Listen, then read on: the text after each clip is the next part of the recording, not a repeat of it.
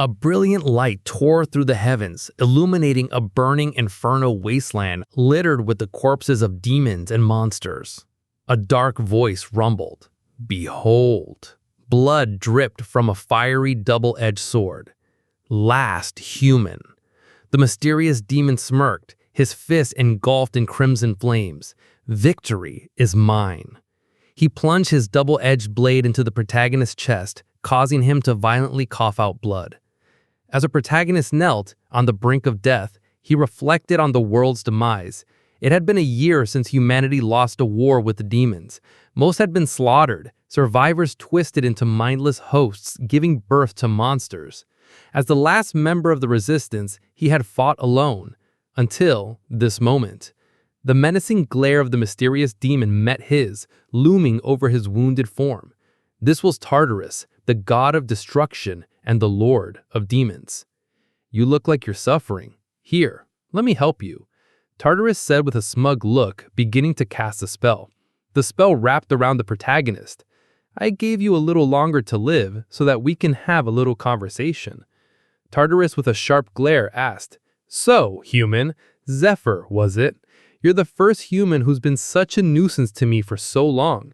Your persistence has been extraordinary, I'll give you that." The Demon King Tartarus walked towards Zephyr, continuing to taunt him. "They say that only a fool would go on fighting a losing battle, but those who give up straight away out of fear of their enemies aren't any wiser. They're just weak." The Demon King proclaimed, his eyes filled with disgust. He stood over Zephyr with a smug look. "I can't stand weak, feeble opponents," he shouted. "I'm sure you understand since you've risen to the peak of your species," Tartarus said with smugness in his voice. "I'd like to make you an offer. Come and serve me," the Demon King proposed. "We'll go beyond this little world and conquer all, even the home of the gods." Tartarus extended a hand to the wounded Zephyr. "You and I, together." Zephyr exclaimed in relief. "Do you mean it? Will you really let me join you?" "Of course," the Demon King said, with a smug grin. "That's not a bad offer." Nonsense, he thought. His body was completely ruined. Tartarus knew he would never recover, yet he wanted Zephyr to join him. This wasn't an offer for a second chance. He just wants to see me pathetically beg for my life. He wants to see me beg to an enemy, the one that took away my friends and everyone I ever loved. Zephyr reached out, his hand trembling. The Demon King Tartarus gazed menacingly as Zephyr's hand slowly approached. "She said I was too aggressive," Zephyr remembered, a lady's image. "She told me not to swear so much," he recalled, in a silent voice. "But I wouldn't listen, so she cast this silly spell on me." He clasped the Demon King's hand with a firm grip. To Tartarus' surprise, he became visibly alarmed. "If I do a certain something with my hand, a massive burst of power from another dimension will blow me up," Zephyr said, suicidally. As his hand began to glow, with determination in his eye, he retorted, "Here's my answer to your offer, Tartarus, the Lord of Demons." "Screw you, asshole!" He threw up a middle finger, and an enormous explosion erupted, piercing the heavens and crashing into the ground. As the debris settled, only a draconic being remained. Tartarus stared in disgust at the stump where his right hand used to be, now charred and cauterized.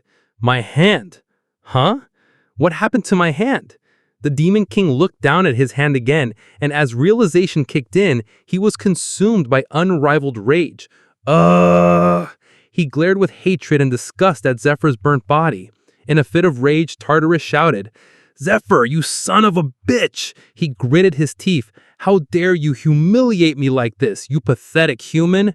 His rage consumed him, causing him to lash out at Zephyr's lifeless body, causing it to fall over and shatter into many pieces.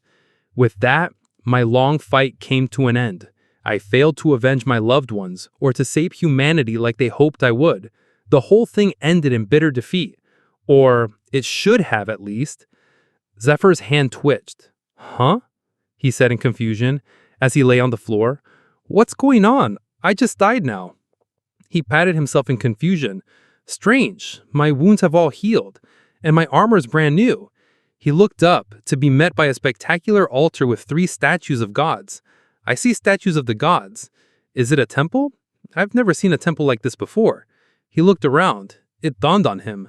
"Ah, I see. This is the afterlife. So this must be the underworld. This isn't the underworld, an unknown voice said. This is the bottommost level of the pantheon where the gods reside. A light began to shimmer, and in it a mysterious female figure appeared. Zephyr covered his eyes from the blinding light. He instantly froze from realization. My sword can't be summoned, as his hand waited for the sword that wasn't coming. Don't be alarmed, Zephyr. I'm a messenger of the gods. The messenger continued. My name is Mercedes, and I'm an elite angel. You're already dead. Normally you would be sent immediately to the underworld, but on the insistence of several gods, the three supreme gods have decided to send you back in time. Zephyr expressed shock and disbelief from this revelation. What do you mean? He asked. You'll be sent to the past with all your memories intact, as a chance for you to change how things ended. Of course, you will only keep your memories. Your physical training, mana, and other experience such as acquired skills will not be restored. But you were the most powerful human in the world, so I'm sure you'll be able to recover them in no time. Zephyr looked confused. Am I dreaming? He asked himself. I don't think Tartarus can make people see things. Or am I hallucinating because I'm dying? He sighed. Why are you giving me a second chance? Zephyr asked. I know it must be hard to believe. You need some kind of proof. Before Mercedes could finish her sentence, Zephyr cut her off. No, let's just say I believe you. I just want to know what you expect me to do. Nothing in the world is free. You're only giving me a second chance because you want something, isn't it? When the god of destruction invaded and the slaughter began, people prayed desperately for help, and yet the gods completely turned their backs on us. They ignored our prayers, they didn't even accept any more of our offerings, and they took power away from the priests who had been borrowing the divine power of the gods to fight. Without the ability to heal or defend themselves, the human army collapsed almost instantly. The gods had decided that they didn't have anything more to gain from our world, so they had abandoned it. Those calculating bastards would never give anything for free. Very well. To answer your question, I will let the gods speak for themselves. She blinked. We want something. A little more entertaining. Zephyr visibly became enraged. What? He shouted. Mercedes continued. The gods who had their eye on you were disappointed to see you die. It's extremely rare for a human faced with certain death to put up a fight with such a strong will until the very end. The gods were very impressed that you managed to fight against the vast army of demons for 5 long years. Your struggle was worth watching. Zephyr got frustrated. Mercedes began again. Many gods were sad to see you being taken out of the world so soon. Remember how you seemed to get luckier as the end nearer? That was because the gods offered you your support in spite of the karmic price they had to pay. Mercedes was interrupted by a blue energy blasted from Zephyr, who was enraged. You bastards! Was that entertaining for you? An enraged Zephyr asked. Seeing us, fight desperately to survive? Was just a bit of entertainment that was worth watching? Do you think that's why we fought? To entertain you? That's all you think we're good for? Zephyr asked as his attack fully loaded. Mercedes loaded up her own spell, and in an instant, Zephyr was crushed by a foot from the heavens. He struggled to stay on his feet as the weight of the foot unloaded on him, but it was to no avail as the foot stomped him into the ground. Mercedes walked up to Zephyr, kneeling, and said, "The gods are watching. Show some respect." She leaned down to his level. "You're the only one that the gods found entertaining," she retorted. "They've never been interested in a dull, ordinary species like humans." She grabbed him by the chin. With a chilling stare, she said, "You have to prove that you're worth their time if you want something from them. The same goes for both the individual and the entire species." She put her hand out. "Nothing is free in this world," she coldly said. Zephyr could do nothing but grunt. Mercedes dispelled the foot and mentioned, "And another thing. There's another who strongly insisted that you be resurrected for a different reason." Zephyr stared confusingly in anger. A loud explosion occurs. "I'm tired of waiting," an angry Tartarus exclaims, threatening an angel. He continues, "I want to see your manager now." Please, you can't do this, sir," pleads the angel, trembling. "Your request is currently being processed." "Shut up!" Tartarus roars, eyes burning with hatred. "I've conquered 10 worlds. It's impossible that a mere human could hurt me. It never happened. I want it removed from the records. Make it go away right now." He seethes. "I don't care how much karma I have to pay." Zephyr, in full battle armor, staring at the chaos. What the hell is he doing? Mercedes sighs and explains. Tartarus is the god of destruction, who has annihilated 10 worlds, including yours. His goal is to destroy as many worlds as he can. He's never lost a fight, never been injured, a perfect track record. Until you broke it. Zephyr blinks in confusion. Do you have any idea what a massive hit to his pride that was? Mercedes asks. Zephyr's face twists with realization. What? That's why he wants to bring me back? That petty son of a... He wants to fight you again to restore his perfect score, Mercedes says, stepping closer. What do you say, Zephyr? Huh, he scoffs, clenching his fists. You're kidding, right? If he's so eager to die, I'll gladly kill him. A flash of light erupts as spells weave around them. Then I'll begin the process of sending you back, Mercedes declares. You'll be sent to a random moment in the past, but you'll gather all the strength you need, and the gods who support you will grant you perks as a gift. Unlock them when you arrive. The teleportation circle flares beneath Zephyr's feet. He grits his teeth. I don't like that it's from those nauseating gods, but an opportunity is an opportunity. His voice drops to a growl. This is my chance for revenge, not just against Tartarus, but all the gods who treated us like worthless vermin. Mercedes' spell surges. The coordinates are set, just awaiting final approval to interfere with space-time. Done. She smirks. Give him a good show. Light swallowed Zephyr. And he jolts awake to the clang of pickaxes. Hey, he's not breathing! Crap, we're in trouble now. Zephyr's eyes snap open to see 2 men looming over him. Shut up, man! Hey, wake up! Come on! They bicker. One shakes him. Wake up, new guy! Zephyr gasps as icy water splashes his face. Huh? He opened his eyes. Told you he wasn't dead. Zephyr stares at the men. Their faces itch at his memory. This brand. He glances at his chest. A slave's mark. A laugh bursts from him. He wretchedly laughs. I see they sent me back 10 years to when I was 20. A temple slave. An overseer barks. What's going on? Nothing, sir. Break's over, back to work. One man glares at Zephyr. Pull that crap again and you're dead. Zephyr smirks. Whatever. What did you just say? The man lunges, but his friend holds him back. Let's go, man. Zephyr wipes his brow. No point wasting time on them. A small voice pipes up. Thanks, mister, for protecting me. Zephyr turns to see a child on the ground. Who? 10 years is long enough to forget faces. He walks past, but pauses. Right, my perks. Mercedes' words echo. Just say, unlock perks. He checks his surroundings and whispers. Unlock perks. Light engulfs him. His eyes widen. Wait, what is this? No way! They actually gave me this? The other 2 workers stared in awe at Zephyr's relentless pace. That new guy's really something else. He sure is a good worker. Has he worked as a miner before? Look at how fast he digs. I wish he were on our team. Damn, because of him, we can't slack off either. Zephyr overheard them, but stayed focused, his mind racing. Whoa, is this really happening? I still can't believe it.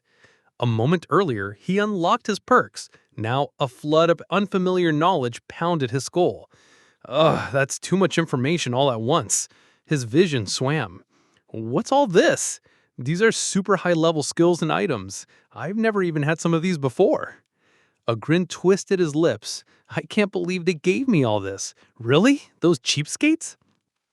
A whip cracked to the air. Hey, you! The head of the mining team, not just a mere guard, walked toward him. I told you to get back to your spot. You think I'll go easy on you just because it's your first day? Zephyr caught the lash mid-strike, barehanded. The foreman gaped. Sorry, sir. I'll get back to work, Zephyr said, bowing slightly before returning the whip. As he walked away, he flexed his unmarked palm.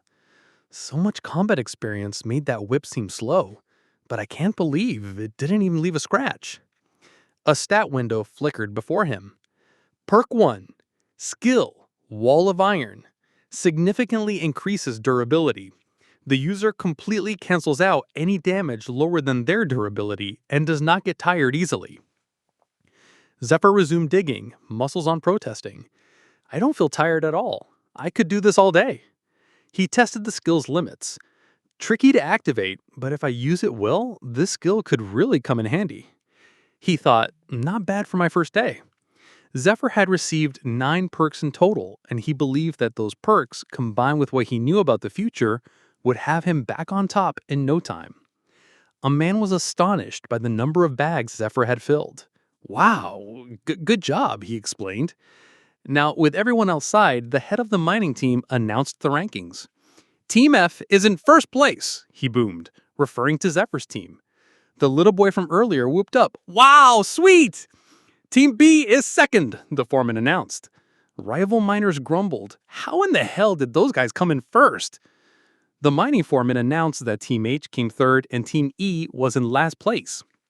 He added that according to the mining team's policy, the last team's food and supplies would be handed out to the first 3 teams.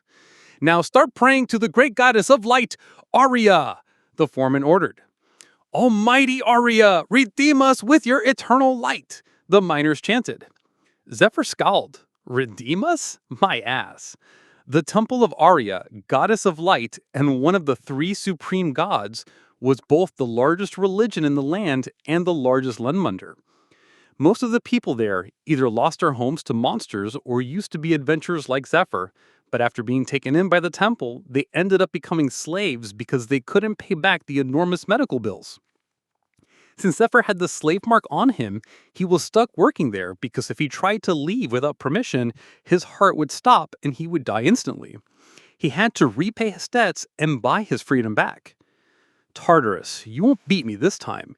He spoke boldly, without a sign of fear on his face. I'm going to get back at you for everything you did. Altair, this time I'm going to protect you.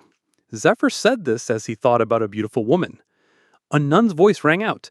Anyone needing supplies or consultations, please come this way. Zephyr balked at the prices. 10 silver coins was 90 cents. 1 gold coin was $9.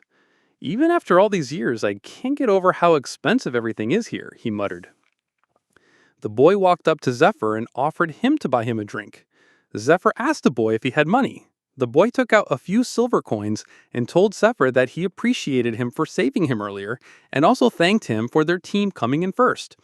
He explained to Zephyr that everyone on their team was really weak and they always came in last place. This was the first time they had gotten money. Zephyr realized why the men were picking on the boy earlier. Zephyr refused. Are you kidding? I can't let a kid pay for me. I have my pride. Zephyr approached a vendor stall and asked him if he had any recovery water. The vendor was more concerned about Zephyr having any money since he was new to the place. He told him that 1 glass cost 1 gold coin and a bottle was 4 gold coins. At the vendor stall, Zephyr slammed down 1.5 gold and asked if he could take out a loan for the rest. The vendor stamped the loan agreement. The boy panicked. Are you out of your mind? Do you know how scary debt is? The boy explained to Zephyr that they already took 1 gold from their daily wages of 2 gold to pay their debt. Won't you be quiet? Zephyr chugged the water. Zephyr explained that recovery water was a popular item at the temple because it slightly regenerated endurance, and drinking a lot of it boosted mana. With his new perk, it made a really good potion. A stat window popped up. Perk 2. Skill. Hermes' secret skill. Maximizes the effectiveness of a potion. Effect boost 500%. Zephyr realized working in the mines didn't pay much, because they didn't pay bonuses for working extra hard. He thought, so what will I do, you ask? Sir, he called to the foreman, you should alert the hunting team. I heard a monster in the lower tunnels. For a long time, monsters have been a source of immense trouble for humanity, emerging from a distortion of mana and typically hostile. However, they've also inadvertently provided opportunities. The mana stones found within their bodies, along with their bones and hide, serve as valuable raw materials. Over time, this led humanity to view monsters as a resource. transforming monster layers and dungeons into dangerous treasure chests. We encounter a hunting team, a specialized division comprised of hand-picked slaves. Despite the extreme dangers they face battling monsters, their basic salary is notably high, supplemented by performance-based bonuses. Zephyr, an adventurer by trade, finds himself questioning why he was initially sent to the mines, wondering if there was an underlying reason. His financial woes are evident as an old vendor refuses to lend him more money, stating he's reached his maximum borrowing limit. Considering desperate measures, Zephyr contemplates stealing, but a nun from the temple interjects, suggesting he sell his organs. "Here at the temple, we buy fresh organs for research," she states.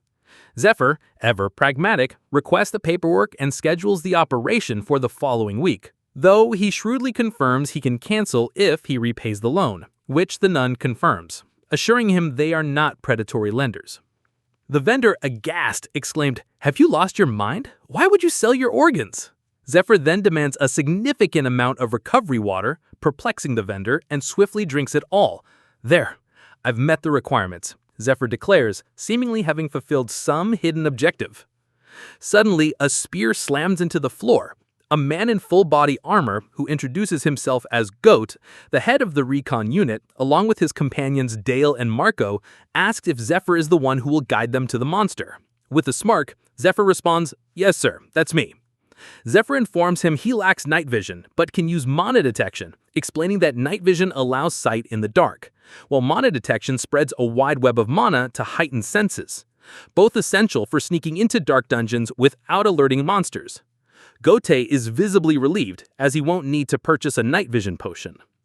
As they make their way to the dungeon, Marco hands Zephyr some supplies to carry, and Dale jokingly remarks, "Wow, a mana-using miner? Cool, ha."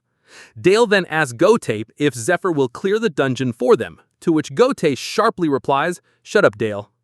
Zephyr recognizes Gote, but not the other two men. He recalls being transferred to the hunting team roughly a month after clearing this very dungeon, and a chilling realization dawns on him. The two new men, Dale and Marco, will die in this dungeon. A plan begins to form in Zephyr's mind. "I think I have an idea of how to use them to my advantage." Approaching the dungeon entrance, they encounter another hunting party, the standby unit. One of the men instructs them to hold out their hands, then ties blue strings, described as magic bracelets, on Zephyr, Gote, Dale, and Marco. He explains that if anything happens to one of them, the matching bracelet on his own wrist will snap, signaling them to call for backup.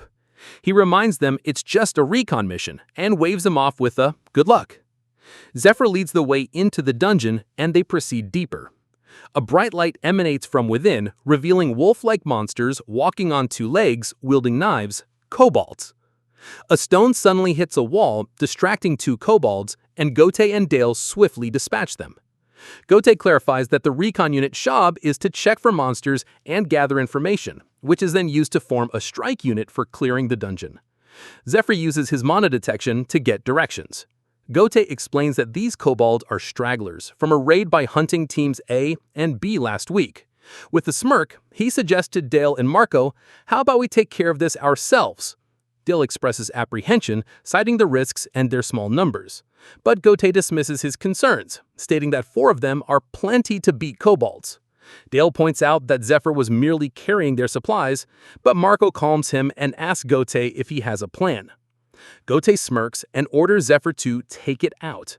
Zephyr retrieves moonbush leaves and berries from the bag. Gote explains that when mixed with kobold excrement, it creates a powerful scent like a female kobold in heat, detectable from over 300 feet away. The smell is overwhelming even for Gote. An aroused kobold sniffs the air and charges towards the scent, only to fall into a trap set by Gote. Many more kobolds follow suit. Dale praises Gote's genius, who attributes it to experience and maturity. Zephyr to himself thinks, "I'm actually the one who told him about it." Zephyr knows Gote from his first life before his resurrection, having worked in the same unit. He longed for recognition, but never had the chance to gain it. Earlier, Gote and Zephyr had a private conversation. Gote was surprised when Zephyr claimed the dungeon was all clear, having checked it himself the previous day and found only a few kobold stragglers. "By yourself? How many lives do you have?" Gote asked, astonished. Zephyr explained he was in a recon party before coming to the temple and has a knack for finding things. Gote with a smirk asked Zephyr if he thought the four of them could clear the dungeon on their own. "It's your call, of course, sir, but I think you should consider it," Zephyr replied. Gote mused that it would be a waste to share an easy dungeon, recognizing Zephyr's potential usefulness. He appreciated Zephyr's preparedness with moonbushes, his knowledge of monster hunting, and his willingness to give Gote credit. Gote considered offering Zephyr a spot on the hunting team. He then handed Zephyr a small blade, to which Zephyr responded, "Ah, thank you." Gote smiled, believing Zephyr was trying to impress him. But he thought, "But too bad. I can tell he's a hard worker, but I'm not that desperate, and beating one little kobold dungeon isn't enough to impress me. But in light of your efforts, I will happily take credit for clearing this dungeon." Gote then killed another kobold, announcing, "I think that just about takes care of them." Marco happily noted how easy it was. Gote, holding a blue mana stone, commented that the mana stones weren't very good because they were just from kobolds. Zephyr, approaching from another direction, declared his path clear, but Dale interrupted, spotting bones and wondering if they were leftovers from a meal or, disturbingly, kobold bones. Suddenly, a giant hand snatched Dale before he could react, throwing him against the wall. "Dale!" Gote cried out in distress. Marco, infusing his giant hammer with mana, told everyone to get behind him, confident his mana shield could block even an orc chieftain. But a giant tail breaking through Marco's shield sent him flying. "Marco!" Gote yelled, recognizing the tail. The tail swung again, striking Gote, who screamed in agony. Outside the dungeon, the standby unit leader saw 3 of his magic bracelets snap, realizing something terrible had happened. Inside, Gote lay wounded, grunting in pain. Zephyr swiftly moved to a defensive stance in front of Gote. His stat window appeared, showing his perk 1, skill Wall of Iron, which significantly increases durability, cancels out damage below his durability, and prevents easy fatigue. Zephyr mused, not even the Wall of Iron can block it, huh? It's probably less than a year old, but it's already so powerful. The monster, a predator that uses pheromones to trick others into raising it before devouring it and leaving its nest, was fully revealed, lifting a wounded Dale and shaking him. Zephyr picked up Gote's spear. "Wait, what are you doing?" Gote asked anxiously. Zephyr skillfully swung the spear, a confident smirk on his face. He thought it was finally his chance to properly warm up. A flash of mana illuminated his hands as he asked the monster, "Now, let me ask you what you think. Which would you prefer me to kill you with?" A key of mana manifested in Zephyr's hand. A stat window popped up. Perk 3, Silver Key. The key to a door in a forgotten castle. The key holder can store items in a silver room anytime and anywhere. Currently stored in the left hand. Basically, it creates an inventory. A flower and a cloth began to float in Zephyr's hand. The 2 items dropped out of Zephyr's hand. Goat stared at them in awe. Dragonweed and a cloth? Goat asked with confusion. Dragonweed is a natural tonic that calms the mind. Zephyr calmly told Goat to stand back as he wrapped a cloth around his arm and the spear he took from Goat. He made sure it was tightly wrapped around his arm and said, "This is going to be intense." "What?" Goat was surprised. "What are you doing? You're not even a soldier," Goat yelled, but Zephyr stood there unfazed. Goat stood up, telling himself that eventually he was going to die, and he wasn't going to cower behind a miner. But as soon as he stood up, a flash of intense power went through him, leaving him anxious. The predator had let out a loud roar, with a lot of intense power. Another stat window popped up. Skill. Paralyze an enemy with fear. Goat immediately sat on the floor, fear etched across his face. He just sat there, trembling. Goat started remembering what an old soldier had told him back when he was just starting out. Visions of a burning town went through his mind. A few years ago, when an adult predator attacked a nearby town, the townspeople just stood there and watched without even blinking. Their whole body was paralyzed with fear. They couldn't even move their eyelids. There was nothing they could do except stand there and wait for their turn. Goat just sat there in the same state as those in his flashback. Clang! The sound of Zephyr swinging his spear left Goat confused as he didn't know what was going on. Zephyr swung his spear again. This time, he took a shot at the predator. It roared once more and swung one of its arms at Zephyr. A slash attack came towards Zephyr, but he jumped over it and dashed towards the predator. He spit out the dragonweed. Just as I expected, it is really good at neutralizing fear. Zephyr used his perk 2, which maximizes the effectiveness of all potions, with an effect boost of 500%. He used it to make the dragon weed more effective. Only one of his 9 perks was a weapon, but he couldn't use it right away because it required a ridiculous amount of mana. I can easily handle a little puppy like that with this. He manifested a bottle with a poison in his hand.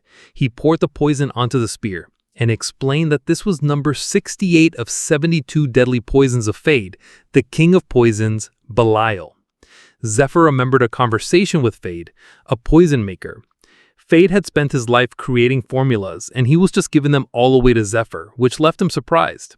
Fade explained that there was no use in keeping them to himself since the world was coming to an end. He'd rather see that they get used than go to waste. In fact, I really want you to use them. Fade told Zephyr that if his poison killed one more of these monsters, he couldn't be any happier. Zephyr stabbed the predator with the poison spear. He slashed it once more with his spear. Roar! The predator let out a scream. Zephyr moved towards the wounded predator, swinging the poison spear. Belial is a deadly poison made from a common plant. Once it enters the bloodstream, it circulates and erodes the organs. It also causes intense pain because Fade, the king of poisons, was extremely sadistic. It takes 3 minutes for the poison to spread throughout the body. Zephyr just had to hold out until then, so he kept dodging the predator's slashes. Zephyr kept stabbing the predator, throwing in a few fear jabs too. The predator swung its tail and Zephyr was slammed. He flew across the dungeon and slammed into the wall. The predator roared at Zephyr, but he wasn't fazed. He tossed the rest of the poison into its mouth. The predator lunged towards Zephyr, but he simply hopped out of the way. The predator threw up blood. Just 2 more minutes left. No, 1 minute, Zephyr thought. With a quick, speedy move, he ran towards the predator. Zephyr knew that his skills weren't good enough right then for him to completely get away from it, so either he waited a minute until it collapsed or he knocked it dead himself. He used his speed to get close and land another hit, but the predator swung its tail, trying to hit Zephyr. With a quick reaction, he grabbed onto the predator's tail. It swung its tail in the air, almost, a little longer. Now, he let go of the tail as he was positioned above its head. He dropped right above its head and stabbed it in the head. It screamed in agony as he drove the spear deep into its head. Zephyr's spear snapped in half, but he took the other half, spun it with speed, and stabbed it again. Here's another one for you. He took the blade that Goat gave him earlier and stabbed once more. The predator let out a scream, acting out of control from the pain. Zephyr held on for his life on its back. "I'm not done," he said as he held on with just one hand holding the blade. Zephyr managed to get back onto his feet. Zephyr explained that since it's 10 years in the past, in his current state, he's not strong enough to overpower it or wear it out. That's why he prepared with a lot of recovery water. Now he had enough mana to pierce even the skull of a predator. Using a basic mana technique in his fist, he released it above the spear. A flashing light pierced through the predator. Goat on his knees began to laugh. Recalling how he wasn't impressed with Zephyr and wanted to take all the credit, I was completely wrong. He muttered, "He doesn't need to try to impress me. With his talents, he'll be recognized in no time and climb to the top." He clenched his fist. Goat realized that Zephyr couldn't enter dungeons without permission because he is just a minor, and that's why he needed his help to get into the dungeon. With a chilling stare, Zephyr said, "Goat, we need to talk." Somewhere deep in a forest, a man with yellow hair sat on the ground, clearly terrified. Beside him lay another man, a knife embedded in his head. A group of men approached them. "No, I'm not one of them, I swear!" The yellow-haired man shouted, his voice laced with desperation. "We joined the temple together, remember?" He pleaded directly to one of the men, Sahak, trying to convince him he didn't worship any demons. Sahak, with a smile playing on his lips, simply ordered the man to be crushed. A muscular man swung his weapon, ending the yellow-haired man's life with a sickening thud. Both bodies lay still. Then, the dead man's body began to twitch. A centipede slithered from his mouth. Sahak, with a swift motion, blasted the centipede with his sword. He explained it was a marked centipede. Licking his blade, Sahak declared, I knew that bastard was a Tartarus worshiper. A mysterious figure then scolded Sahak for getting 7 team members killed just to catch 1 rat, deeming it highly inefficient. As Sahak knelt, the Inquisitor, man revealed to be Inquisitor Matthias, asked if the situation was truly so urgent. Sahak explained his understanding of how these people worked, stating they should assume other unit members had already been turned. With a sharp glint in his eyes, Sahak warned the Inquisitor that only a month remained until the raid. If they didn't weed out the heretics hiding in the temple soon, they would regret it. The Inquisitor was intrigued. He told Sahak he would smooth things over with the hunting team, but in return, he expected real results. He emphasized that Sahak represented him and should not embarrass him. "Yes, sir," Sahak replied. Meanwhile, at the temple's human resources department, Zephyr and Goat were speaking with a woman. She asked Goat to fill out an application first, then inquired about Goat's recommendation for a transfer. "Is this who you are recommending for a transfer? What's his name and position?" Goat introduced Zephyr, explaining he was from the mining team and had just arrived. The lady clarified that when nominating a member from another department for transfer, that person became affiliated with Goat's unit. If that person made mistakes that caused the unit's performance to drop, it could negatively affect Goat's chances of receiving a bonus or promotion. She asked if Goat agreed to these terms. Goat happily agreed. Looking smug, he chuckled, believing that if Zephyr did well, all the credit would go to him. He couldn't believe his luck, for to him, life was all about luck. The previous day in the dungeon, Zephyr had surprised Goat by asking him to pretend the fight with the Predator never happened. Goat wondered if it was because Zephyr wanted the monster's corpses. Zephyr replied he only wanted the Predator and told Goat to report the dungeon as a kobold den. Dungeons offered various rewards, like monster corpses, mana stones, and items, but temple slaves couldn't keep any of them. Everything belonged to the temple. A warrior slave on the hunting team could only hope for a reward for clearing the dungeon and a bonus based on the loot's value. Zephyr muttered, "I could get way more money if I sold this to a broker." Goat tried to explain it was impossible because a standby unit was waiting outside to prevent that, and even if he managed a deal, a follow-up team would check the area for items. Zephyr simply said it was all right. Using his mana key, he touched the Predator's corpse, and in a flash of light, the corpse disappeared. Goat was shocked, wondering if Zephyr had an inventory, which he found hard to believe, since most inventories could barely hold a few items. Zephyr then asked Goat if he wanted a promotion. He offered to clear 3 more dungeons for Goat, allowing them to divide the loot among themselves in exchange for keeping the monster corpses. Goat knew that the number of dungeons cleared each quarter, and especially the number of battles fought, had a major impact on promotion evaluations, even for lower-level dungeons like a kobold den. As a recon unit, they didn't get to fight many battles, which is why Goat had been stuck as a unit leader for 3 years. With someone as powerful as Zephyr in Goat's unit, everything would change. Since they entered the dungeons first, they'd be able to clear them without interference, making Goat look like a good unit leader. Goat thought this was a good idea as long as they never got caught. Zephyr wanted money, and he wanted a promotion. A win-win. Zephyr believed if he got a decent price for the Predator, he could easily pay back his debts. He was eager to leave the temple. Zephyr explained that in about a month, the temple's knights are going on a raid, and they would find an item that would cause a sensation throughout the land. He was determined to be on that raid, no matter what, to acquire those items.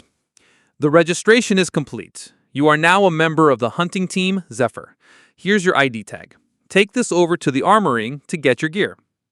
In his last life, Zephyr had joined the hunting team after the list of participants was announced, so he couldn't go on the raid. They only took 20 people from the hunting team, so one had to be either talented or have a powerful connection. Zephyr had a plan. The only question was when he would be able to make it happen. Goat gave Zephyr directions to the armory and told him he was heading to the hospital to ensure that Dale and Marco were being treated for their wounds. As Sahak and his team approached Zephyr and Goat, Goat told Zephyr to lower his head. They both bowed in respect as the team passed. With a sigh of relief, Goat explained that they were the Inquisitor's official agents, slaves who worked directly for the Inquisitor. He suggested Zephyr treat them like superiors, not just fellow slaves, since they could target anyone as a heretic and punish them without trial. Goat mentioned that Sahak was a mad hound who only joined the Inquisitor's team because he wanted to kill people. "Hey, you over there!" Sahak called out, turning to Goat and Zephyr. Sahak told his team that something was bothering him as he approached. He pointed to an unfazed Zephyr. He introduced himself as Sahak, an agent of the Inquisitor, and ordered Zephyr to state his name and position. Goat stepped in, explaining Zephyr had just transferred to his team, and if there was any problem, he was the team leader. Sahak furiously told Goat to shut up because he hadn't asked him. He released a murderous aura that left Goat shivering. Goat wondered what the murderous aura was. Zephyr wasn't moved. He just stood there as if nothing happened. This confirmed Sahak's suspicions. He could sense an aura from Zephyr that most people wouldn't. Sahak, with the sense of a bloodhound, could tell Zephyr was seriously powerful. A dragon-looking aura stood behind Zephyr. Sahak explained new slaves are assigned to workstations after completing aptitude tests, including physical and mana tests. Those with fighting skills are given the chance to demonstrate their abilities, as the hunting team always needs people. Yet Zephyr, who was so strong, had been sent to the mining team and then nominated for a transfer to the hunting team. Sahak wondered about this discrepancy. Sahak had a bad feeling about Zephyr. Something didn't seem right to him. With quick speed, the agents surrounded Zephyr. Sahak confidently told himself he could easily handle Zephyr no matter how strong he was. But first, he wanted to ask questions. Zephyr, with a smirk, thought, "Who does this dickhead think he is? He's making this so easy for me." Sahak's voice cut through the tense silence. Have you ever heard of the Tartarus worshippers? He and his agents had Zephyr surrounded. Zephyr met his gaze, utterly unfazed. Zephyr, cool as ever, explained that the Tartarus worshippers were a group of fanatics devoted to Tartarus, the god of demons. He revealed their chilling role in the upcoming Great War, betraying humanity and ultimately causing its downfall. However, at this point, these low-ranking agents only knew them as a cult opposing the Orthodox religion. Sahak, still eyeing Zephyr, spoke of the subtle differences that set the worshippers apart. He claimed a unique gift for sniffing them out, a gift that led him to work for Inquisitor Matthias. His senses, he declared, were screaming that Zephyr was a threat. Without hesitation, Sahak drew his sword and pointed it at Zephyr, who didn't even flinch. "I'll be questioning you as an official agent of the Inquisitor," Sahak stated, his voice stern. "Keep in mind that every word you say and every little thing you do can be used against you." Much to the agent's surprise and their immediate irritation, Zephyr wanted to ask his own question first. Sahak, however, quickly calmed his men. Zephyr then suggested they go somewhere private, a request that clearly surprised Sahak. Zephyr explained there were too many onlookers, and he didn't want to embarrass Sahak in public, putting him in an awkward situation. This statement seemed to excite Sahak. "You really think you can take all 5 of us by yourself?" he asked, a wide grin spreading across his face. He adopted an attack pose, his sword at the ready, mana swirling around him. A system window popped up. Skill, red field. Boosts the stats of all allies within the field. While the skill is active, the effect boost is amplified depending on the number of casters. The red field enveloped Zephyr and the agents. Sahak, now engulfed in mana, stood with a confident smile. Zephyr, watching the display, simply thought, "This will be interesting." He began to swing his arms, settling into a martial arts stance. Sahak, curious about Zephyr's unusual posture, muttered, "It looks like some kind of strange martial arts stance. Maybe I should see what he does." But his impatience got the better of him. Believing himself invincible within the red field, he swiftly moved to attack. His speed and power significantly boosted. Sahak lunged at Zephyr. Zephyr easily dodged the barrage of attacks. He blocked a deadly strike and countered with his own, a hit that grazed Sahak's forehead. It was just a graze, but it sent Sahak to the ground. As he fell, he attempted to hook Zephyr's leg, certain he had him. He was shocked when Zephyr remained perfectly still, his legs seemingly made of steel. Zephyr then swung his fist, connecting squarely on Sahak's face. Sahak coughed up blood as he fell, dropping his sword, now utterly unconscious. Zephyr stood, his fist clenched, looking down at the knocked out Sahak. "Someone's attacking on your right," Goat yelled. Zephyr reacted instantly, blocking a powerful blow that caused him to slide back slightly, but nothing more. A big, muscular agent spun a spiked ball on a chain with a wide smile on his face. He hurled the weapon, the impact sending rocks flying everywhere. "This guy's scary," Goat thought to himself. He knew Zephyr was strong from their fight in the dungeon, but taking out Sahak in seconds with just his martial arts was truly astounding. The large spiked weapon continued to tear up the ground, sending more rocks flying, but Zephyr evaded them all, effortlessly. Goat realized that if Zephyr defeated Sahak, Sahak would be humiliated and unable to request an official arrest warrant. If Zephyr won, they wouldn't even get a chance to interrogate him.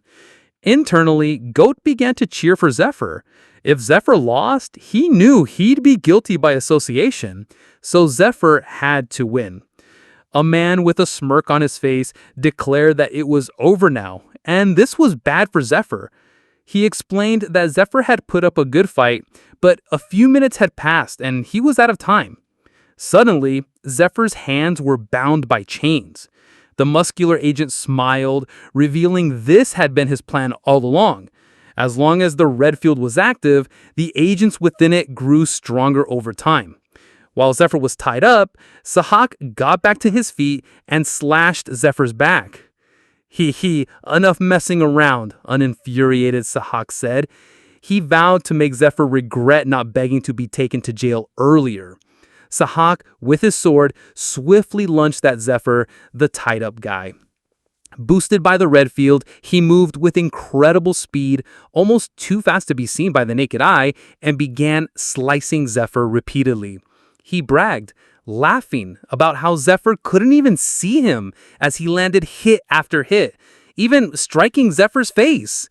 Sahak's stats were now 80% higher than normal, granting him overwhelming speed. "Ha ha ha," he cackled and continued his assault. Sahak moved them for another slash, but this time he was met with a devastating punch to the head from Zephyr. Sahak was smashed face first into the floor, staggered by the blow.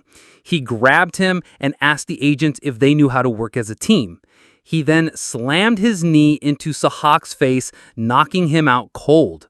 Sahak couldn't believe his boosted spear and defense had been useless against Zephyr. Zephyr told Sahak that because he was so eager to win by himself, he completely forgot about his teammates. The big, muscular guy pulled Zephyr toward him, his strength also boosted by the red field. Zephyr turned his attention to the big guy. His body was now covered in blue mana. Zephyr remarked that he looked like a tank and wondered why he kept throwing his chain. He asked the big guy if he was afraid to fight him hand to hand. Engulfed in mana, Zephyr began to pull on the chains, his face filled with determination. He used his basic skill, magic, and gained a power boost. Zephyr pulled a chain with overwhelming strength, causing the spike ball to swing back and hit the muscular agent directly in the face. Goat and everyone watching were shocked to see all the agents lying on the floor, knocked out. Sahak, stirring, managed to ask Zephyr who he was. A cocky Zephyr replied, "Is that all you'll be asking?" Then he turned and walked away, telling Sahak he didn't deserve to know. Meanwhile, a mysterious red-headed man watched from a nearby building, peering through a window. He wondered if Zephyr had been sent by their master. The onlookers buzzed with disbelief, their murmurs filling the air. What happened? Zephyr, the clear victor, walked away. Sahak, on the other hand, was utterly infuriated, having tasted defeat for the first time. "Ah, damn it, I'll kill you," he screamed, tears streaming down his face. Zephyr merely glanced back, calling him a sore loser. This, for Zephyr, was just phase 1 of his plan. The only question now was when he, an unknown figure, would hear about it. According to Zephyr, it was only a matter of time. As Zephyr walked away from the battle, an unexpected tremor ran through him. His entire body seized up in agonizing pain, every muscle refusing to obey. He felt completely drained. Mana freeze, Zephyr thought, recognizing the familiar sensation. A system window popped up. Mana freeze, a temporary pain and feeling of exhaustion that occur when a mana user runs out of mana. The skill Zephyr had used during the fight had consumed his mana far quicker than he'd anticipated. Even with the mana boost he received, his body from 10 years ago simply wasn't strong enough yet. Zephyr's mind raced, worried about something called the collection, and he desperately wanted to address his mana levels before it began. Suddenly, a portal ripped open above Zephyr, who was now on his knees. A jester-like figure emerged. "I am the spirit Shylock. I come in the name of the Lord Usra, the great god of debt." Shylock explained that Zephyr's mana level had hit 0, and it was here to collect for the skill Wall of Iron. Wall of Iron wasn't just a defensive skill. It stored all fatigue and damage incurred while active as a debt. When a user's mana hit 0, all that accumulated damage struck at once. Many adventurers had used this double-edged sword of Usra to attempt higher-level dungeons, only to go bankrupt in the process. Usra, the god of debt, fed on the despair of humans on the brink of annihilation. "I'm sure you were drooling as you watched me fight, you greedy bastard," Zephyr muttered, knowing Usra was watching. Indeed, the god Usra sat on his throne, a turtle in his hand, a wide, greedy smile plastered across his face as he observed the fight. Shylock began measuring the damage Zephyr owed, preparing a giant golden stamp to crush him. As the measurement concluded, a giant bell began to descend upon Zephyr. A countdown initiated. 10, 9, 8. Zephyr had to act, and fast. 7. He couldn't move. 6. He tried to get up, but the pain was overwhelming. 5. 4. He bit the bandage on his left arm, revealing a small container of recovery water. 3. The giant stamp began its descent. 2. God Usra was practically vibrating with excitement, ready to collect. 1. The giant stamp dropped, Zephyr lying motionless, but just before it could flatten him, he drank the recovery water. The giant stamp stopped mere centimeters from Zephyr. A voice announced, "The user has 1 mana point, canceling collection countdown." The spirit Shylock informed Zephyr that his debt would be collected at a later date, then vanished with a poof. Zephyr lay there, breathing heavily, then chuckled at Usra for underestimating him. "Did you think I wouldn't have prepared for that?" Zephyr, a survival expert who had endured for a year after humanity's destruction, found avoiding Usra's collection child's play. As long as he managed his mana levels, the Wall of Iron skill was completely safe and incredibly effective. In his previous life, it was a popular skill among berserkers, valued at 500 gold. Zephyr flicked his middle finger skyward, a huge smile on his face. "Thanks, you prick." High above, Usra crushed his turtle with his bare hands, his face contorted in overwhelming anger. Zephyr heard creaking noises. Confused, he realized he was lying on a bed in a room. He must have passed out. A nun was there, greeting him warmly. "Happy you're awake," she said, asking if he had slept well. Zephyr, however, was tied to the bed, and next to it a table held surgical tools that several men were preparing. With distress etched on his face, Zephyr asked the sister what she was doing. With a disturbingly cute smile, she calmly explained that he was in their workshop. The repayment period for the first loan he took from the shop had expired an hour ago. Looking utterly deranged, she asked if he was out of his mind. The nun grabbed a knife, talking about how she'd heard Zephyr was doing dangerous things, taking out loans on collateral, not paying interest on time. She concluded he had no intention of repaying his debt. A sharp knife moved perilously close to his eye. With a sinister glint in her eyes, the nun held the knife and asked Zephyr if he was going to pay back his loans. Zephyr had completely forgotten his debt to the shop. He couldn't use his mana now, not with Usra still lurking. His only option was to talk his way out of it. He pleaded with them, explaining he'd get paid the following week for beating the dungeon and begged them to wait. The mad sister just smiled. "We'll be taking that money too," she said. "And what about the loans you've been taking out every day and the interest you haven't paid?" She continued, questioning how he planned to pay the interest given that he'd only cleared a kobold dungeon. That money wouldn't be enough to cover his debts. She contemplated cutting out his organs right then and there. She called to her men. Two muscular figures laid Zephyr's hand on a table, holding him tight as if ready for amputation. The deranged sister declared she'd cut off one of Zephyr's fingers to ensure he took the temple seriously, certain it would knock some sense into him. "Wait, sister!" Zephyr yelled, struggling to recall her name. The nun, ignoring him, called for the finger to be cut off. The man raised his hand, poised to slice. Zephyr's anxiety was palpable. Just as the knife was about to connect, she said, "Wait." The sister looked at Zephyr, confused. She said, "You bastard! Did you really just say what you said?" As Zephyr lay there, a wide smile on his face, she asked, "Who the hell are you?" The muscular men, noting the sister's distress, asked if everything was all right. She simply told them to leave the room. Surprised, they still complied. The sister then leaned in closer to Zephyr, her face etched with curiosity. "How do you know that name?" she pressed. "How could I not know someone as famous as you?" Zephyr countered, a hint of insinuation in his voice. The monster broker, White Rose. Anna Primrose wore two faces, a nun in the Temple of Light and White Rose, a notorious broker with deep ties to the criminal underworld, dealing in monster corpses, gear, and stolen goods. Zephyr explained that he'd be a fool to venture into a dungeon with the cheap gear offered to the hunting team. He wanted to strike a deal with her for superior equipment. He even claimed he was already on his way to see her and thanked her for the impromptu pickup. "Untie me. It's not proper to discuss business lying down.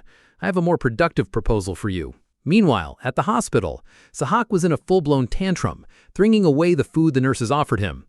Two worried nurses tried to calm him, urging rest, but Zephyr's words echoed relentlessly in his mind. "You don't deserve to know who I am." All Sahak wanted was to kill that bastard Zephyr, even if it was the last thing he ever did. Suddenly, a mysterious red-haired man, Ned, walked into Sahak's room, inquiring about the commotion. Recognizing Sahak, he simply stared. Sahak immediately bowed his head in deference. Ned dismissed the nurses, stating he'd handle Sahak himself, then casually remarked on Sahak's little accident. Sahak, filled with self-pity, apologized for his screw-up, assuring Ned there was nothing to worry about.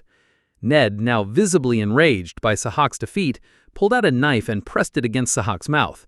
He snarled that everyone was gossiping about what happened, reminding Sahak that Inquisitor Matthias always preached against bringing him embarrassment. With a terrifying expression, Ned spoke of the ass-kicking Sahak received, a humiliation witnessed by slaves like some common dog in the street. With the blade still on Sahak's mouth, Ned sliced, cutting him. Sahak had been given free rein due to the high hopes placed on him. When he'd uncovered the first Tartarus worshipper, they believed he possessed a unique gift. Yet in 6 months, he had only found 2 Tartarus worshippers, including that initial discovery. Ned told Sahak that his superiors were losing faith and were tired of his nonsense. Sahak fell to his knees, begging Ned for one last chance, promising to do anything. Ned replied that he needed to do right by them first. Sahak was ordered to kill Zephyr for the public embarrassment he had caused. Only then would Ned decide Sahak's fate. It dawned on Sahak that failure meant he'd be unworthy of the Red Agent uniform. Ned handed Sahak a neatly tied package. "Use this," Ned said. Sahak opened it, his eyes widening in surprise at the glowing ball inside, an artifact taken from a Tartarus worshipper's room.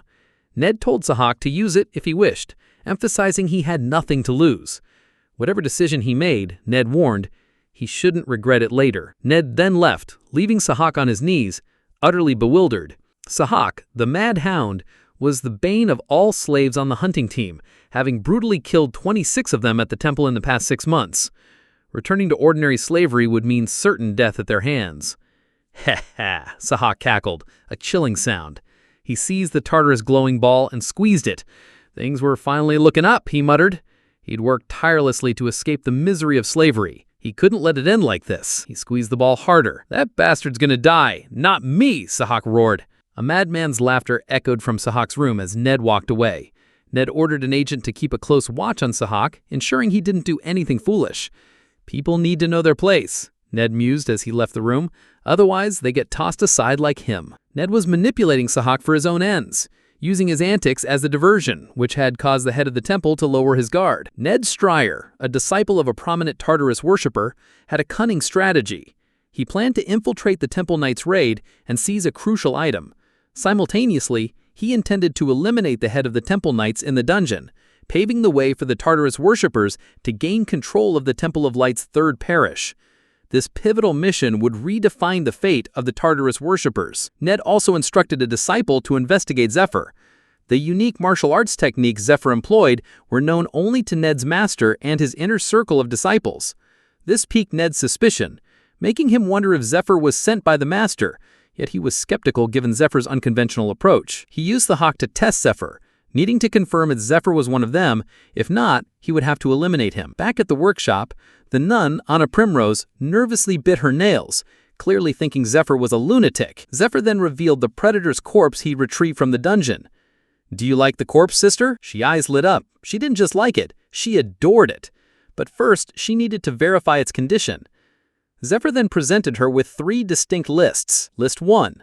Items to sell. 1 predator corpse, no mana stone, damaged brain, and some bones. List 2. Items to acquire. 5 advanced divine enchantments, 1 miraculous rosary, 1 salamander stone, silver alchemy set. List 3.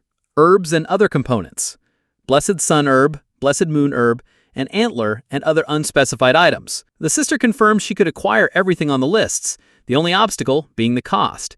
These items would total 5,000 gold. Zephyr would need to bring her another 3 predators to cover the expense. Zephyr confidently assured her he'd have the predators ready in 3 weeks, provided she prepared the requested items. But first, he added, he needed one more favor from her. At a bustling restaurant, Zephyr sat with the rest of the hunting team. Goat, ever the enthusiast, suggested they reintroduce themselves to Zephyr, their new member. Though familiar with each other, tonight their faces were fully visible, not hidden by armor. Goat started, "I'm Goat." Pointing to Marco, he added, "This is Marco, our unit's tanker." Next was Dale. And Dale here, though only with us for 3 months, he's excellent with a sword. Finally, he gestured to Zephyr, calling him their new promising member. With a cheerful grin, Goat lifted his glass for a toast. But the others seemed less than enthusiastic. "Lighten up, stop being so tense." Goat urged them, reassuring them that Zephyr was there to help. Marco, ever direct, observed, "It's Zephyr who doesn't look happy." Goat, trying his best, asked Zephyr if he didn't like the food. Zephyr, with a serious expression, replied that he had just one thing to say. Secretly, he pulled a bottle from behind his chair, set the whiskey on the table, and declared, "I don't drink horse piss." They were all surprised. Dale even asked where he got it. Zephyr had acquired it from White Rose, a luxury item most slaves could only dream of buying. Zephyr poured drinks for everyone, and they all toasted. Their new arrangement was simple. Zephyr would enhance their track record, making them look good, and in return, they would help him steal monster corpses. Zephyr knew Goat well from his past life, as they were in the same unit. Coaching Goat on what to do would be easy. However, since Dale and Marco were dead in his previous life, he didn't know them. He wondered if they would cooperate or if he'd have to get rid of them. Time would tell. But Dale looked at Zephyr with clear dislike. "I don't like this guy," he muttered under his breath. A flashback revealed Dale and Marco still recovering in the hospital. Goat was trying to explain the difficulties of moving up in rank, asking for their cooperation and urging them to be kind to Zephyr. Dale couldn't believe a miner had saved them, and he was astonished that Goat had made a deal with a guy like that. Dale demanded why Goat hadn't consulted them first. Dale couldn't shake the suspicion that Zephyr had concocted a story and tricked Goat while he was unconscious. The idea of a miner defeating a predator alone seemed ridiculous. Goat chuckled, asking Dale who else could have beaten the predator. Dale pointed out the grave danger they'd be in, prison or execution, if their deal was discovered.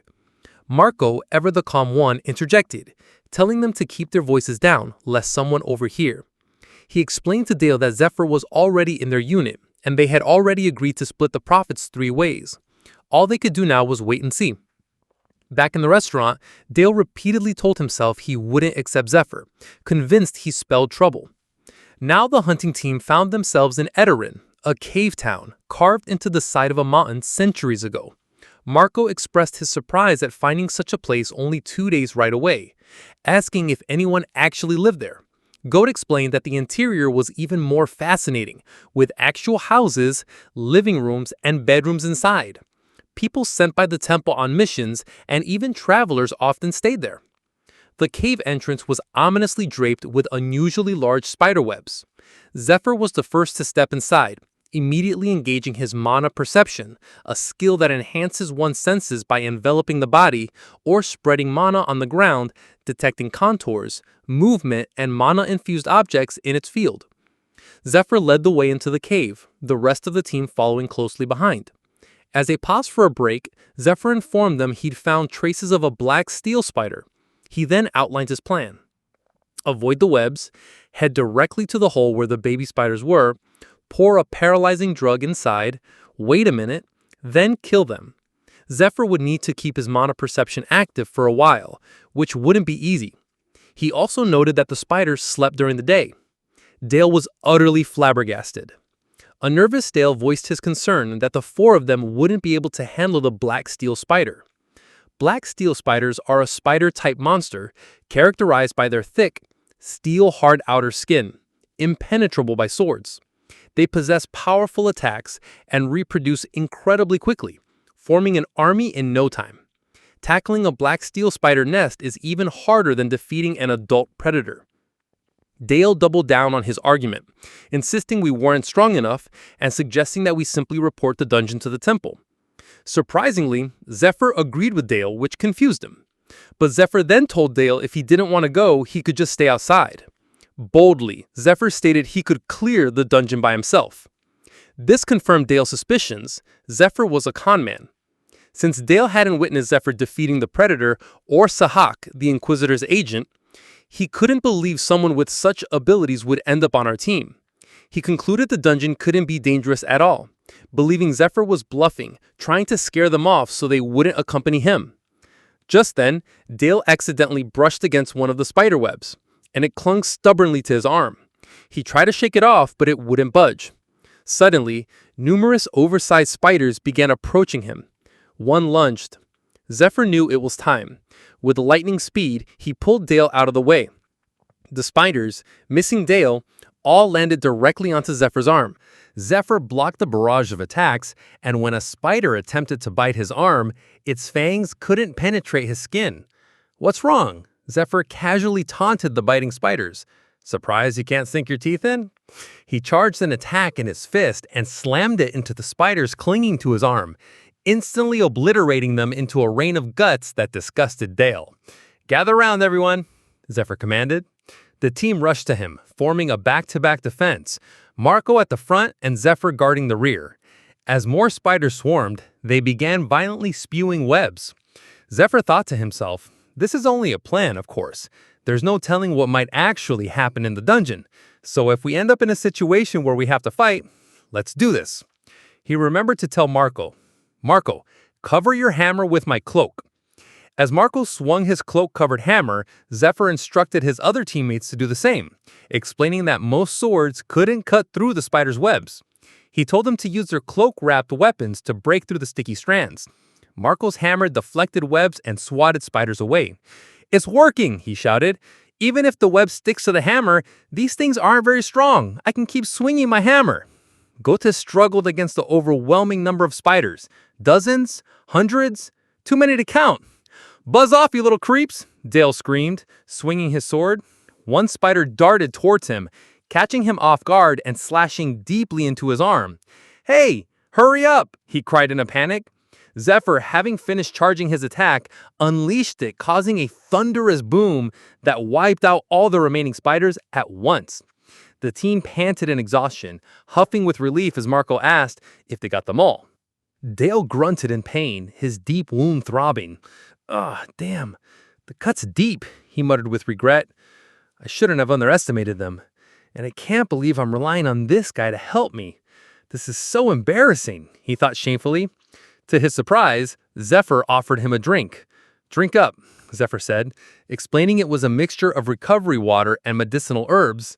Dale, feeling sorry for himself, realized Zephyr had been fully aware of their entire struggle, noting the adversary's mana perception operated on a different level. This implied Zephyr likely knew Dale had been the first ensnared in webs. Dale asked, "Aren't you going to say anything?"